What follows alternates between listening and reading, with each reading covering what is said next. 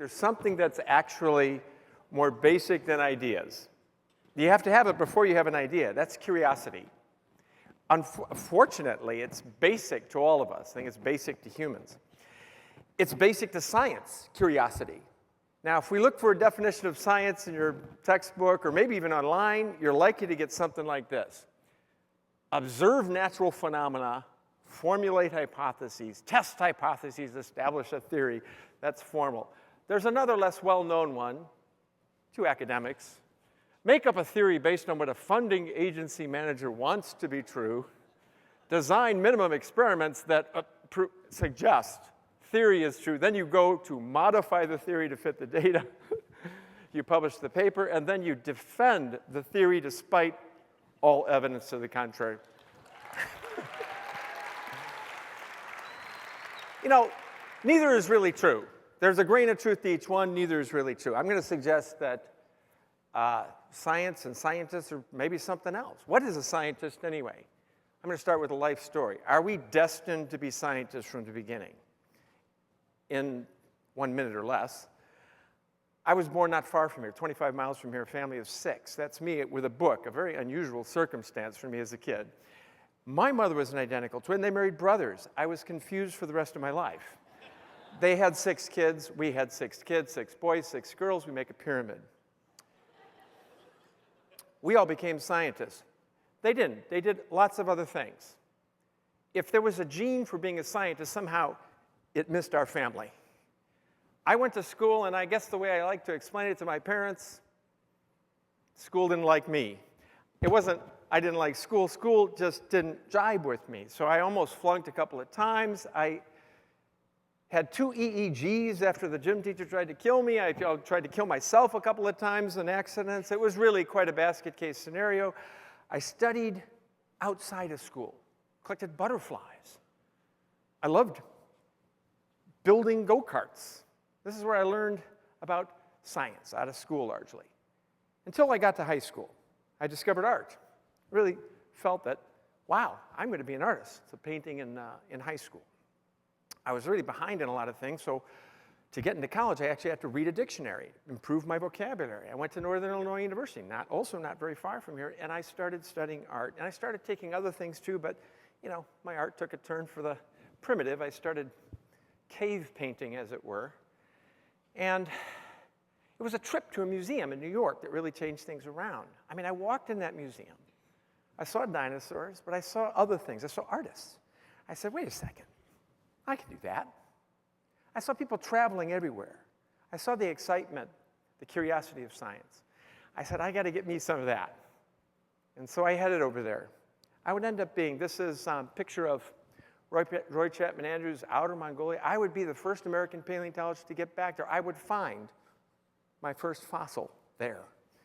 It's an amazing story of discovery, and it continues. It's a lifelong process for a scientist. I had no course 101 how to lead an expedition. In fact, I had no course on how to teach. At the time I was hired, not far from here, at the University of Chicago. I didn't know I could enjoy 125-degree heat.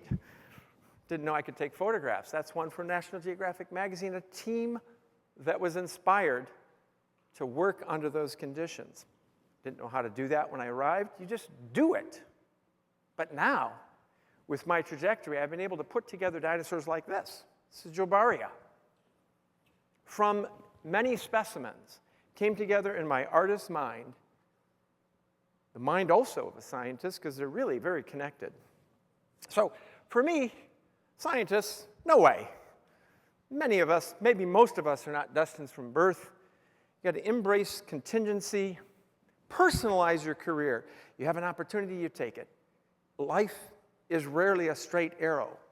And all of a sudden, you'll find yourself in a place when that thing that you did a long time ago all of a sudden becomes your ace in the hole. Don't worry about it. Pursue your curiosity. Now, what is science? For the longest time, I thought it was an accumulation of facts, like those words in the dictionary I was studying. And I'd cram them in one ear, and they were falling out the other. And I had actually no idea what science was, even when I was in college. I was getting good grades. I thought it was accumulating knowledge. I sort of describe it sometimes now as the way I feel about science is that it's adventure with a purpose. Here we are, going through Algeria. We're going to be the first expedition ever to attempt to cross the desert, not once, but twice. The second time with dinosaur bones in tow. What an adventure that was, and of course, new species to name as a result. You got to think about things that you'll never experience, that your friend will never experience, maybe no one will ever experience, but actually happen. Transitions that you can piece together, but you can't actually be witness to. And, species that no one's ever seen. You got to understand the meaning of what you're looking at. It looks like a bone in a desert at one point in time, and later it's party to an idea of a radiation of dinosaurs that no one had seen before.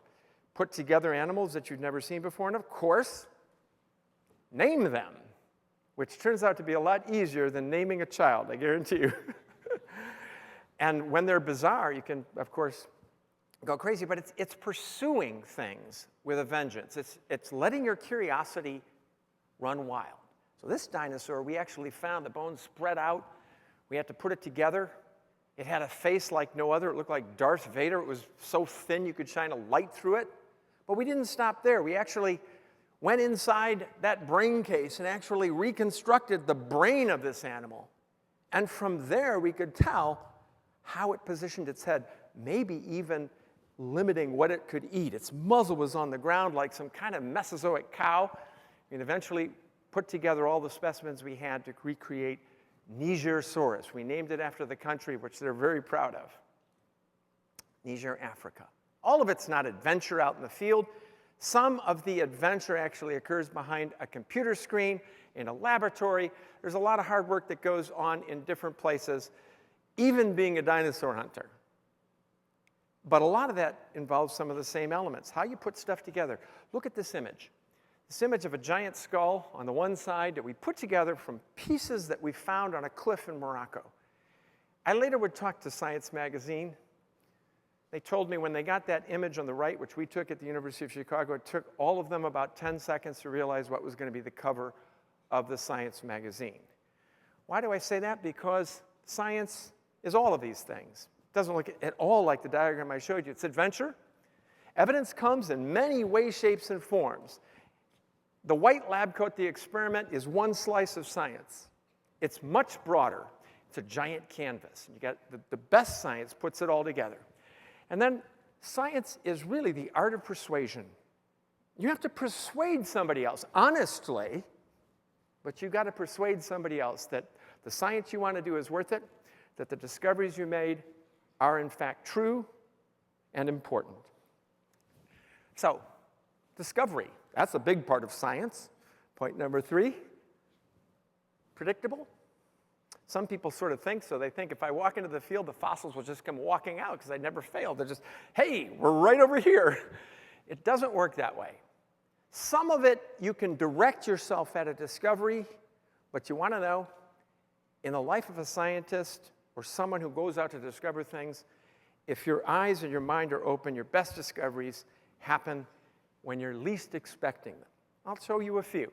This one was of the type where we directed ourselves toward a country whose language I didn't speak, Argentina at the time, a place I'd never seen, and a lot of the reviewers of this, my first grant, written at the University of Chicago, said, yeah, you're going to go down to this desert, you don't speak English, we're not going to give you very much money, and you are going to find an early dinosaur when nobody else could 30 years ago if they're digging up hundreds of specimens. Right. We did. And that was Herrerasaurus, and then Eoraptor, and then Eodromius. And some of the time, you just got to believe that you can do something that somebody else couldn't, that somebody else thinks you can't do. You just got to do it. And that is planned as planned can be. A whim, a place we'd never seen, young people I had never met.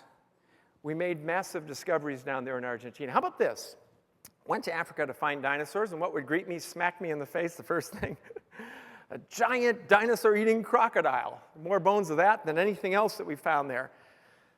2 tons of clay on top of casts of the bones. A 40-foot crocodile emerges, a super croc. That would end up taking me to northern Australia, where just a couple of years ago, it's a long road to explain how that happened, where we would be the first to high-speed film galloping crocodiles. There's one crocodile that can gallop like a dog. As long as you catch it and it doesn't like you very much and you point it at water and you get your arms out of the way, it will run towards the water. And it's just an amazing, and when I watched it splash and take its body from a galloping pose into a sidewise pose,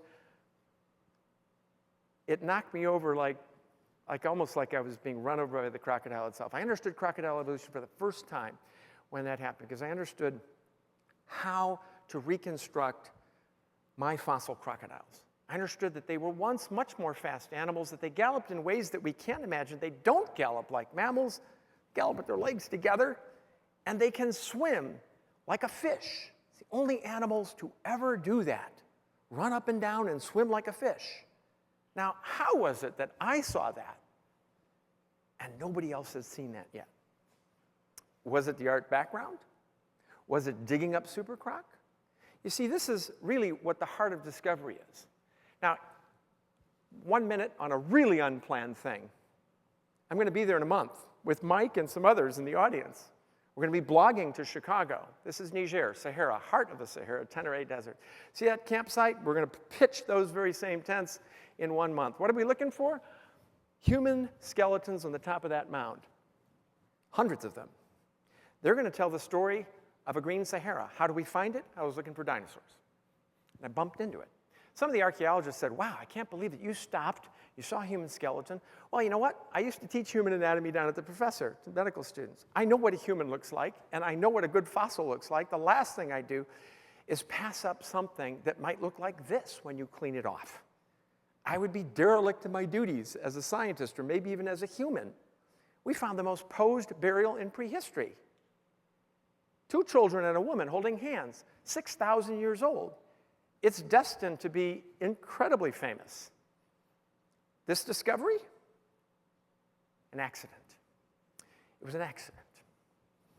Some of the best discoveries are. And finally, I've got just about out of time here, 1 more minute.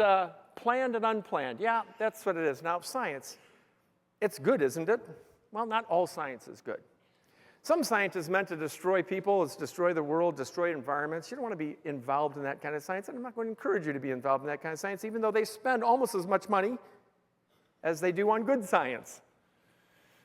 That was a lump of rock. It's now a dinosaur that will carry perhaps a national museum. I've inspired careers. I count that among the good things that we've done. Students that are inspired. They find science to be adventure-filled. Students who never thought of themselves as scientists, like me, can find science adventuresome. Why? Because it is, A, and B, it's really a necessary part of our future, an increasingly big part of our future. But I want you to realize 2 things. That your effort, has a greater impact than your talent. You have talent. The sad thing in life is you won't discover all of those talents. I love writing now. I hated writing in college. I never wrote if I could avoid it in high school. I love it. I have a $100,000 book contract now. There's talents that you have that you won't know you have. That's the sad part in life. But remember that those talents can only be realized by effort. And you got to focus your effort. Then you got to think beyond science, because I want you to think about what it is that you're going to do in your life. I want you to think about a small or big or whatever contribution, positive contribution that you can make to this world. Why? Because the world is getting smaller every day. Tomorrow it's going to be even smaller than it is today. And you know who we're depending on to take that world in a positive direction. You and all the people in the back row. We're depending on you. So make a positive contribution. If you can and you find it as adventuresome as I have, make it in science. Thank you.